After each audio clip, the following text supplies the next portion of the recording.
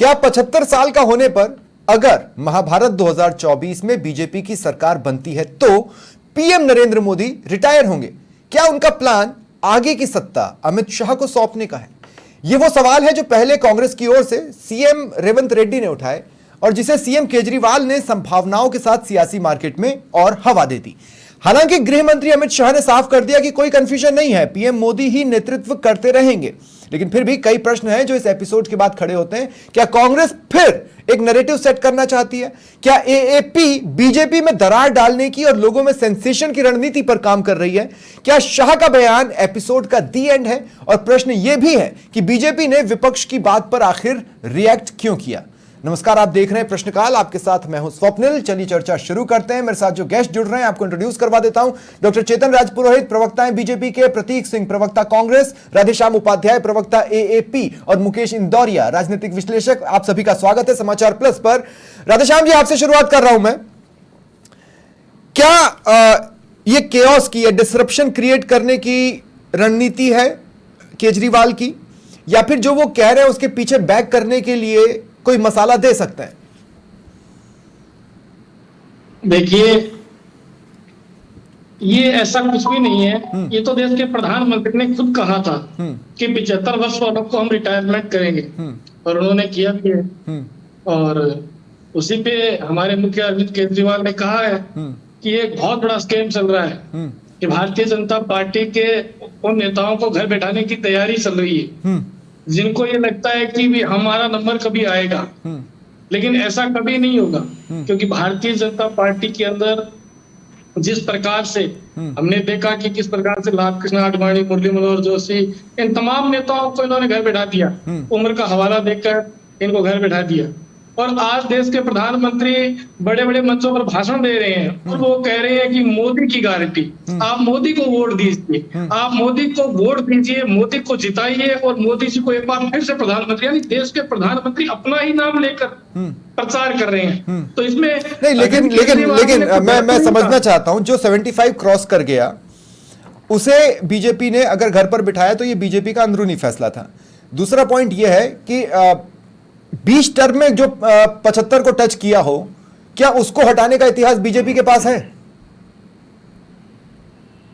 देखिए अरविंद, अभी जिस प्रकार से जो माहौल चल रहा है, मैंने पहले भी कहा कि नरेंद्र मोदी जी ने कहा है, ये हम नहीं कह रहे हैं। नहीं, पर 20 टर्म का देखो मैं क्या कह रहा हूं, मेरी बात को समझना राधेश्याम भाई। मैं ये कह रहा हूं कि जैसे अगर प्रधानमंत्री मोदी 75 साल के इस इलेक्शन के नतीजे आने के बाद अगले साल होंगे, करेक्ट है ना, तो अगले साल तो वो मिड टर्म हो गया। मैं आपसे पूछ रहा हूं, जैसे उदाहरण केजरीवाल ने गिनाए, कि आप ऐसा कोई उदाहरण गिना सकते हैं जिसमें किसी को 20 टर्म में बोला अब तुम 75 के हो गए, इस्तीफा दो, हम वहां पर दोबारा चुनाव करवाएंगे? अभी ऐसा कुछ नहीं हुआ। हाँ? लेकिन अभी ये देश के प्रधानमंत्री मोदी जी ने कहा है, ये उन्होंने ही शुरू किया है। उदाहरण के लिए मैं ये नहीं कहूंगा कि ऐसा कभी हुआ है, ऐसा कुछ नहीं हुआ। ठीक है, ये नरेंद्र मोदी जी ने खुद कहा था और 75 वर्ष वालों को रिटायरमेंट करेंगे, आज राजनीति से उनको संन्यास दिलवाएंगे। आज जब केजरीवाल जी इस बात को बता रहे थे तो उन्होंने कहा कि आप जानते हैं कि फिर वो अमित शाह को प्रधानमंत्री बना देंगे और चले जाएंगे। तो अमित शाह को प्रधानमंत्री बना देना इतना बुरा जी, उनके बोलने के तरीके से ऐसा लग रहा था कि वो इस बात को बहुत बुरा और बहुत निम्न स्तरीय मान रहे हैं। देखिए, वोट मोदी जी उन्हीं के लिए मांग रहे हैं। और अगर वो मांग रहे हैं, मैं ये कह रहा हूं कि अमित शाह को अगर बना देंगे तो क्या ये इतनी निम्न स्तरीय बात होगी? क्या ये इतनी बुरी बात होगी? अगर मोदी जी उस बयान पे कायम रहते हैं तो स्वाभाविक उनको इस्तीफा देना पड़ेगा। और ये अपने आप में एक निजाम नहीं, देखिए मैं फिर कह रहा हूं, मेरी बात को समझिए आप। मैं ये कह रहा हूं कि अगर जैसे केजरीवाल ने कहा कि मोदी जी अमित शाह को पीएम बना देंगे, उनके कहने का तरीका मतलब यह था कि नहीं, अभी तो आप गर्त में हो और गर्त में चले जाओगे, अमित शाह बहुत बुरे हैं। क्या अमित शाह को चुन लेना इतना बुरा होगा? क्या अमित शाह को चुन लेना एक निम्न स्तरीय निर्णय होगा? केजरीवाल कहना क्या चाहते हैं? देखिए, केजरीवाल जी कुछ नहीं कहना चाहते हैं, हाँ। आप फिर भूल रहे हो, आप तो मुद्दे से भटक रहे हो। केजरीवाल जी वही बता रहे हैं जो इस समय देश के अंदर चल रही है तानाशाही। ठीक और है। अमित शाह का क्या रोल और क्या भूमिका रहती है ठीक है। ये पूरा देश जानता है। ठीक है। उनको किस प्रकार की उनको प्रतिभा किया गया था, हाँ। और वो आज इस देश के गृह मंत्री ठीक है, हैं। मैं अब कांग्रेस को इस डिबेट में ला रहा हूं। प्रतीक सिंह, आपके पास में आ रहा हूं। प्रतीक सिंह, मैं ये पूछ रहा हूं, रेवंत रेड्डी ने भी ये सवाल पूछा, क्या कांग्रेस प्रार्थना कर रही है कि मोदी जी रिटायर हो जाएं ताकि हमें इस तरीके से हराने वाला कोई बचे नहीं? लड़के जीती है ना भाई साहब। कांग्रेस को प्रार्थना करने की कोई जरूरत ही नहीं है, क्योंकि 4 जून के बाद में इस देश का प्रधानमंत्री बदलने वाला है। और ये हमारे साथ साथ ये नरेंद्र मोदी जी की जो बॉडी लैंग्वेज है वो भी बता रही है, नरेंद्र अच्छा। मोदी जी के जो भाषण है हाँ। वो भी बता रहे हैं। तो फिर सवाल ही क्यों पूछा? 75 सालों में कभी ऐसा नहीं हुआ कि देश के प्रधानमंत्री ने इतने निम्न स्तर की भाषा का प्रयोग किया हो, चुनाव में वोट मांगने के लिए हिंदू मुसलमान किया हो, वो तो समय मंगलसूत्र पर की बात की हो। तो ये जब ठीक है। पहली बार हो रहा है तो आप ये लिख करके ले लीजिए नहीं। आप कि 4 जून के बाद में आप बदलने वाला नहीं, देश पर का इसी तरह की पॉलिटिक्स का तो प्रधानमंत्री नरेंद्र मोदी जब गुजरात में सीएम थे, कांग्रेस आरोप लगाती रही है कि वो हिंदू मुसलमान करते ही हैं। तो इसमें नया क्या है? नया यह है कि आपने ये सवाल उठाया, रेवंत रेड्डी ने उठाया कि भैया वो रिटायर होने वाले हैं क्या? ये क्यों जानना है आपको? नहीं, क्यों नहीं जानना? जब उनको सारी चीजें जाननी है, उनको तो ये भी जानना रहता है कि प्रियंका गांधी जी अपने बच्चे से मिलने कब गई। जब उनको ये जानना होता है तो हम तो उन्हीं की बात कर रहे हैं। हम तो उनसे पूछ रहे हैं कि आप बताइए, आप 75 पे होंगे रिटायर कि नहीं होंगे, ये बता दीजिए। क्योंकि आप तो दे दिया अमित शाह ने जवाब, नहीं होंगे, वही पीएम रहेंगे। अब क्या मिला कांग्रेस को इससे? अमित शाह से थोड़ी सवाल पूछा था। अमित शाह अरे तो आपने प्रधानमंत्री मोदी से संविधान का सवाल पूछा था, जब वो प्रधानमंत्री मोदी ने कह दिया और वो नहीं माना, तो ये क्यों मानेंगे अगर मोदी कह ही देंगे? तो मैं आपसे, तो वो कह भी तो नहीं रहे, वो के बाद भी अपनी बात पे नहीं रहते, तो हाँ। इसलिए कह भी तो नहीं रहे। हाँ। लेकिन इससे ज्यादा फर्क पड़ता नहीं है। मैं तो आपको पहले ही बता दिया। मुझे ऐसा लगता है प्रतीक भाई, आप लोग एक नैरेटिव सेट करना चाहते हो इस एक मसले पे, क्योंकि पूर्व का एक नैरेटिव आपका बहुत शानदार सेट हुआ है। स्वप्निल जी, मैं बता देता हूँ आपको, वो 75 साल में रिटायर नहीं होंगे, वो 4 जून को ही रिटायर होने वाले हैं। आप ये लिख लीजिए। तो फिर तो ये सवाल ही नहीं बनता था। 4 जून को फिर तो ये सवाल ही नहीं बनता था। अगर मन के किसी कोने में कोई डर छिपा ना होता तो ये सवाल ही नहीं बनता जो रेवंत रेड्डी उठा रहे हैं। सवाल थोड़ी उठाया, हाँ। हमने बात की है कि उन्होंने ये बोला था कि 75 साल में अगर रिटायर होना चाहिए तो आप वो अपने ऊपर भी, मतलब सबके ऊपर तो हो लागू, लेकिन Interest। मेरे पे खुद पे नहीं हो। अब एक बात मैं याद दिलाता हूं। विवेकानंद जी कहते थे कि दूसरों को कहने से पहले मैं अपने ऊपर उस ठीक चीज है। को लागू करूंगा। ठीक है। तो उसको अपने ऊपर लागू करिए। फिर वही बात आ गई ना, लेकिन मिड टर्म का इतिहास थोड़ी ना है। लेकिन फिर भी चलिए ठीक है, मैं एक बात आपको याद दिलाता हूं। 2008 अशोक गहलोत, उन्होंने कहा कि हम 70 पार के व्यक्तियों को टिकट नहीं देंगे, नहीं दिया। 96 या 97 सीट्स तब कांग्रेस को आई थी। तो फिर जिनको टिकट नहीं दिया, जैसे प्रसादी लाल मीणा, एक दो नाम और भी मैं गिना सकता हूं, उन लोगों से समर्थन लेके सरकार बना ली। तो क्या वो डिफ्लेक्शन नहीं था? और फिर क्या प्रसादी लाल मीणा पिछले टर्म में मंत्री नहीं थे? तब ये 70 साल वाली बात कहां गई? देखिए, पुरानी अगर बातों पे जाएंगे तो नरेंद्र मोदी जी की, बीजेपी की, पता नहीं बहुत सारी पुरानी बातों की बात हुई। मैं आपको ये कह रहा हूं कि 75 साल का जो डिक्लेरेशन किया था वो प्रधानमंत्री मोदी ने किया था। मैं ये पूछ रहा हूँ कि हाँ, तो अशोक गहलोत ने भी तो 70 साल पे टिकट नहीं देने की बात की थी, लेकिन समर्थन लेकर विधायक बना ली, सरकार बना ली थी ना। अरे तो हमने तो नहीं दिया ना, हमने टिकट नहीं दिया। कांग्रेस पार्टी हमने कोशिश की कि हमने टिकट नहीं देंगे, हाँ। और हमने टिकट नहीं दिया। अब अगर जनता ने हमको चुन के भेजा है, ठीक है भाई जनता नहीं, जनता ने आपको चुन के पूरी मेजोरिटी के साथ नहीं भेजा था। बीजेपी से ज्यादा सीटें मिली थी और जनता ने चुन करके भेजा, तो जनता का जो मैंडेट है वो सिर माथे, ठीक है, हमने माना। लेकिन मैं ये पूछ रहा हूँ कि अगर भाई हो नहीं हो आगे 6 साल तक राजनीति, नहीं, मैं ये कह रहा हूँ थॉट प्रोसेस बदलता है। अशोक गहलोत को 2008 में लगता था कि 70 पार के लोगों को टिकट नहीं देना है। 2018 तक राजनीति 18 में भी आके उनको लगा कि 70 पार को ही देना है। स्वप्निल भाई, मैं कह रहा हूँ 100 तक राजनीति करें, हमारी शुभकामनाएं, लंबी उम्र हो।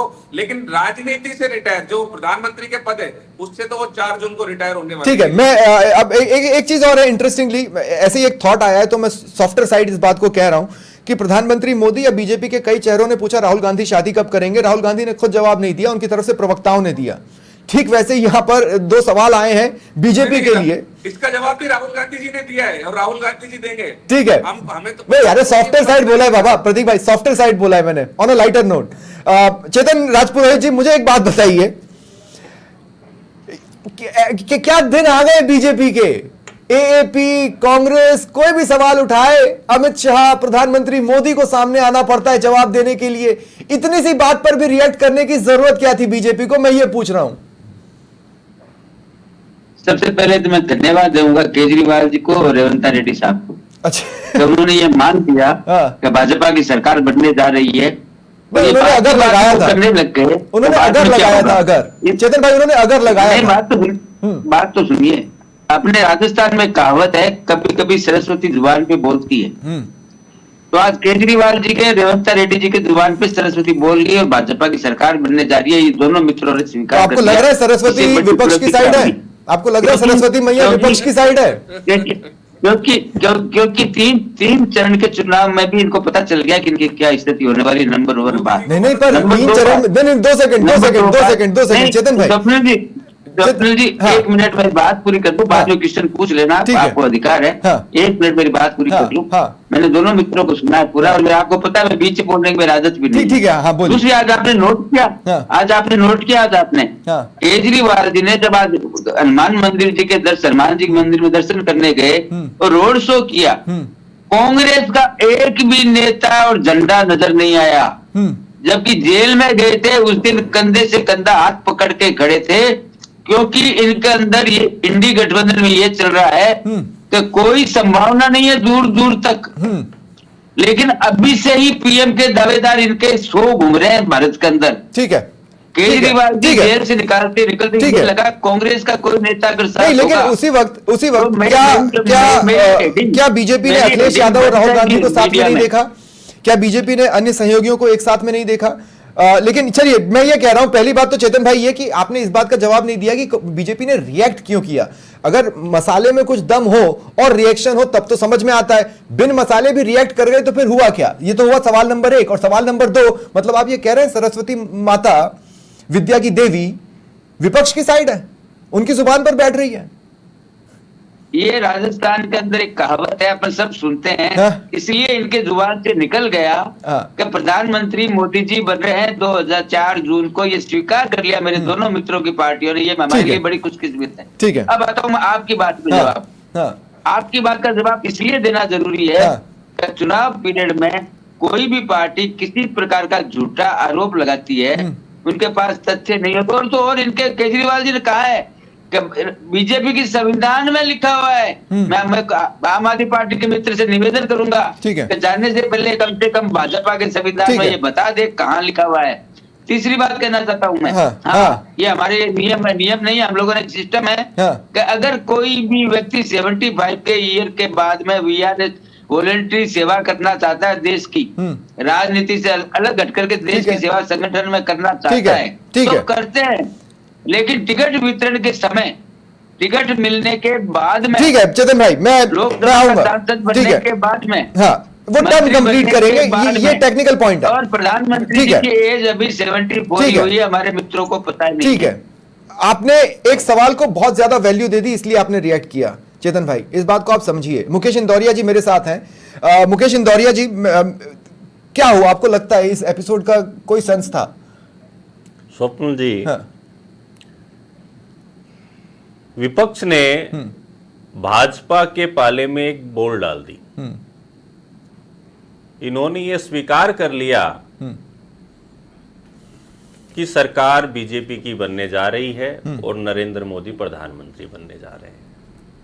मुद्दा ये नहीं उन्होंने था, अगर के साथ ही कहा है, पॉसिबिलिटी ही दिखाई सर है। देखिए, अगर के साथ कहा हो चाहे कैसे भी कहा हो, कहीं ना कहीं इनके मन में शंका है।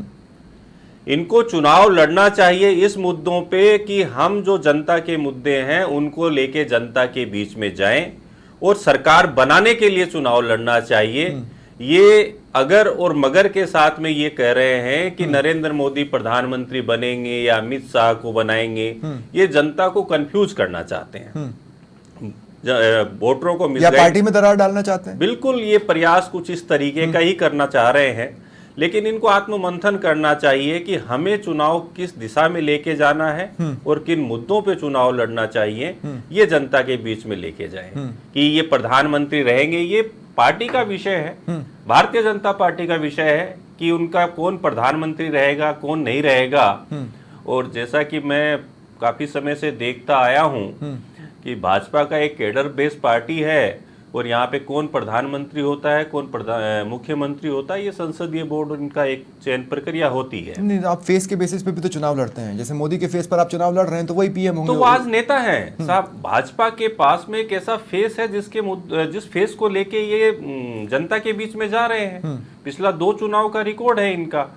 तो विपक्ष को भी इस प्रतीक भाई 2 मिनट तरीके का कोई लीडर जनता के सामने लेके आना चाहिए कि साहब हमारा नेता ये हो, चुनाव जीतने के बाद ये होगा।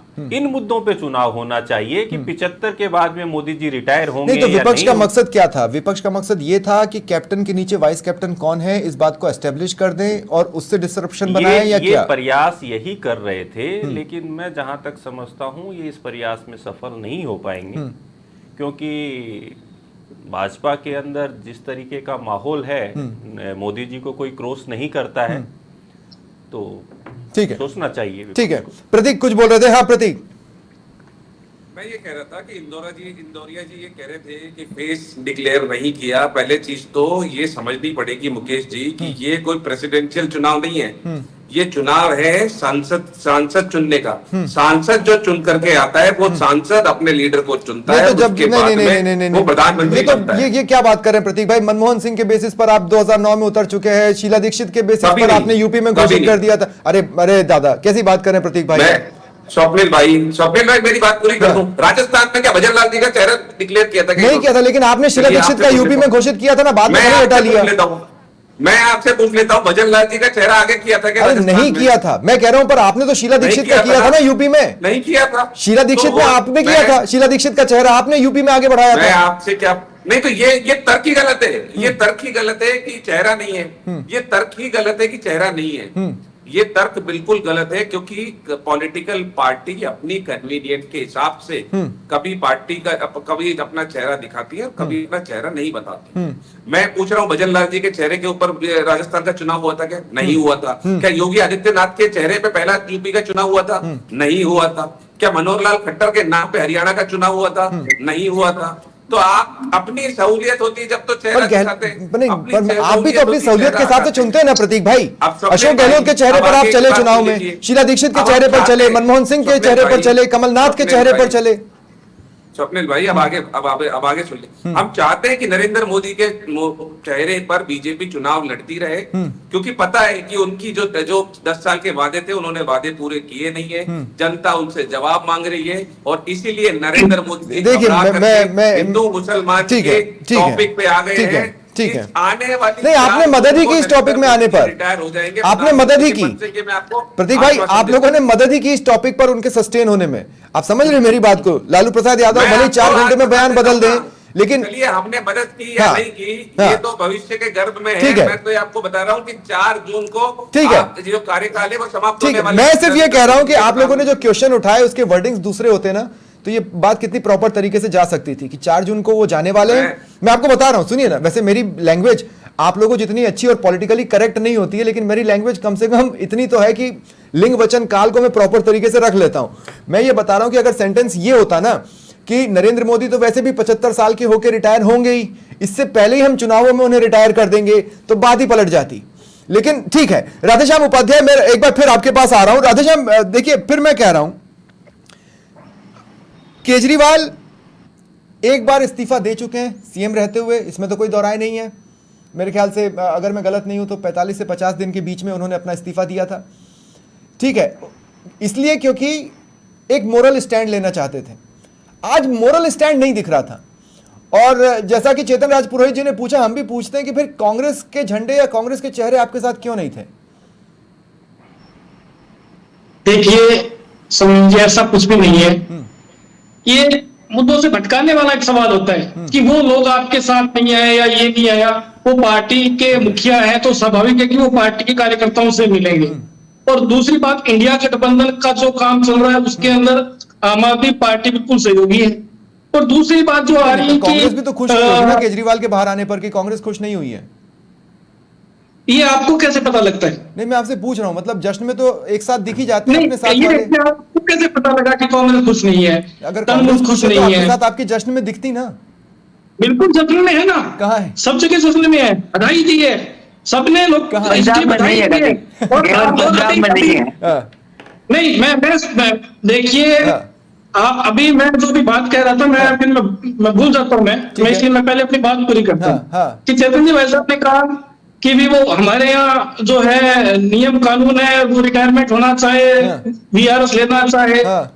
ये कानून देश के प्रधानमंत्री जो 56 इंच का सीना रखते हैं, उन्होंने मंचों पर भाषण देकर कहा था वो कि कुछ तो 75 बोलते हैं वर्ष जो सबको वालों को याद हम रहता है। रिटायरमेंट करेंगे। वो आप अपने ही राधेश्याम बयान भाई, पे वो कायम कुछ तो रहेंगे। बोलते हैं जो सबको ये याद हम रहता है। कहेंगे, पर हमारे हमारे मुख्यमंत्री अरविंद केजरीवाल ने हाँ। यही कहा है कि क्या इस देश का प्रधानमंत्री हाँ। अपनी कही हुई बात पर अटल रहेंगे। लेकिन फिर कि टेक्निकली 75 सवाल वर्ष वही हो होने के जाता बाद है कि वो क्या किस ये तरह के- फॉर्मूला मिड टर्म पर लागू होता है? क्या ये बीजेपी के संविधान में है? नहीं। ये देश के प्रधान इस समय कौन चला रहा है? पूरी भारतीय जनता अरे भाई, पार्टी। केजरीवाल जी अकाउंट भारतीय- बहुत अच्छे अभी से समझते देखिए- हैं। देखिए वो इस सुनील बात जी, को एक समझ और मैं सकते हैं आपको कि बता मिड टर्म दूं में क्या कि होगा। ये चुनाव भारतीय जनता पार्टी हार रही है। ठीक है। और बहुत बुरी ठीक तरीके है। से हार रही है। ठीक देश के है। प्रधानमंत्री इसीलिए ऐसे वक्त पर आप लोगों ने एक झूठ फुरेरी बोलकर- छोड़ी जो बड़ी मसालेदार थी और बड़ी मजेदार थी, चेतन राजपुरोहित। लेकिन फिर मैं आपसे कह रहा हूं, आपको रिएक्शन देने की क्या मैं- जरूरत थी? आपने उस बात को वजन क्यों दिया? खुद अमित शाह को उत्तर क्यों देना पड़ा? कहीं ऐसा तो नहीं कि जो कहा जा रहा है उसमें कोई सच्चाई हो? राजनीतिक क्षेत्र में कोई भी व्यक्ति झूठा स्टेटमेंट देता है और उसकी प्रतिक्रिया हम नहीं दें, वो ठीक नहीं है। स्वप्निल जी, आप भी जानते हैं, पहली बात। दूसरी बात, हमारे राधेश्याम जी मित्र बहुत बढ़िया बात कर रहे थे, सहयोग कर रही है कांग्रेस दिल्ली में। पंजाब में क्या कर रही है? भगवंत मान जी ने क्या कहा था? एक थी कांग्रेस, याद है राधेश्याम जी? हाँ, याद है? हाँ। ताजा ताजा ही कहा है 2 महीने पहले। दिल्ली में आपके, पंजाब में आपके कांग्रेस के अध्यक्ष, प्रदेश अध्यक्ष जी क्या बोल रहे हैं? आम आदमी पार्टी के प्रदेश अध्यक्ष जी कांग्रेस के बारे में पढ़िए, देखिए। हमने तो ये पंजाब भारत की में जनता भारतीय जनता जानती है। पार्टी को भी निपटाया आपकी था। नवनीत राणा क्या बोल रही है? चेतन भाई, आपकी नवनीत राणा क्या बोल रही है? आपकी नवनीत राणा जो बोल रही है वो कैसे पॉलिटिकली करेक्ट है? एक जगह पर कह रहे हैं हम सहयोगी हैं, ये भारत की जनता जानती है। राधेश्याम जी, आप बहुत गलत ट्रैक पे चल रहे हैं, आपकी पार्टी और कांग्रेस की पार्टी। कुछ नहीं मिलने वाला है दिल्ली में। दिल्ली में आप लोगों के और बीजेपी के मैं आपको एक बात बताता हूं चेतन भाई, देखिए चेतन भाई एक बात सुनिए, चेतन भाई एक बात सुनिए। नवनीत राणा ने ये कुछ दिनों पहले कहा, जब बीजेपी में इस तरह की हलचलें नहीं मची थी तब, कि सिर्फ मोदी मोदी करने से कुछ नहीं होगा, जमीन पर उतरकर काम करना होगा। ये नवनीत राणा ने कहा। नवनीत राणा ने जमीन में कुछ तो देखा होगा, उसको उनको आपने कैंडिडेट बनाया हुआ है, जो आज भले ही कुछ भी पॉलिटिकली इनकरेक्ट बयान दे रही हो। ये तो देश की जनता तय करेगी कि प्रधानमंत्री माननीय मोदी जी ने 10 साल में क्या काम किया है। ठीक है। और जनता जिस प्रकार से समर्थन ठीक दे है। रही है। स्वप्निल जी, एक मिनट सुनिए हाँ, आप। हाँ। 2014 के अंदर ठीक और है। 2019 के अंदर 10% मतों का डिफरेंस है। हाँ। आप स्वप्निल जी कल्पना करिए, लोकसभा में भारतीय जनता पार्टी को राजस्थान के अंदर करीब 69% मत मिला है, कांग्रेस को 35% मिला है। लेकिन फर्श ये से जो अर्श का सफर और अर्श से फर्श का सफर पलों में हो सकता है। इसकी बहुत सी कहानियां भरी पड़ी है चेतन भाई। भारतीय जनता पार्टी के कार्यकर्ता का काम का अंतर है। ठीक है। भारतीय जनता मुकेश पार्टी इंदौरिया जी, के मैं आपके पास संगठन फाइनल का कमेंट काम के लिए का आ अंतर रहा है। हूं। मुकेश और इंदौरिया जी, डेप्यूटी मैं मुख्यमंत्री एक भजनलाल सिनेरियो जी के क्रिएट काम कर का रहा अंतर है। हूं, और मैं हाइपोथेटिकल कंडीशन नहीं क्रिएट कर रहा हूं, मैं एक सिनेरियो क्रिएट कर रहा हूं। सिनेरियो ये है कि प्रधानमंत्री मोदी मिड टर्म में तो छोड़ नहीं सकते। आपका मैंडेट ही अगर आपको मिलता है तो वो मोदी के चेहरे पर मिला है, वो टेक्निकली छोड़ नहीं सकते। लेकिन क्या उनके पास इस बात का जवाब हो सकता है कि जो मैंने कहा था उस पर वॉक द टॉक करने के लिए मैं नेक्स्ट टर्म के लिए मना करता हूं, या ऐसा कुछ भी आपको लगता है? और दूसरा, उत्तराधिकारी अगर किसी को घोषित करना है तो वो बीजेपी करेगी, और उत्तराधिकारी भी घोषित क्यों करेगी? हमारे सिस्टम में तो संसदीय दल बैठकर चुनता है। जी बिल्कुल स्वप्न जी, आपने सही प्रश्न पूछा, और इसका जवाब मैं कहता हूं कि विपक्ष को ज्यादा मालूम है। हाँ। सरकार चाहे किसी की भी बने, मोदी जी मिड टर्म में सत्ता नहीं छोड़ेंगे, अपना कार्यकाल पूरा करेंगे। अगर आते हैं तो 100% अगर वो आते हैं तो पूरा कार्यकाल करेंगे। और जहां तक आपने उत्तराधिकारी की बात करी, तो भारतीय जनता पार्टी के अंदर संसदीय दल का जो बोर्ड है वो निर्णय करता है, इनका विचार परिवार है, उसका बहुत बड़ा महत्वपूर्ण योगदान रहता है।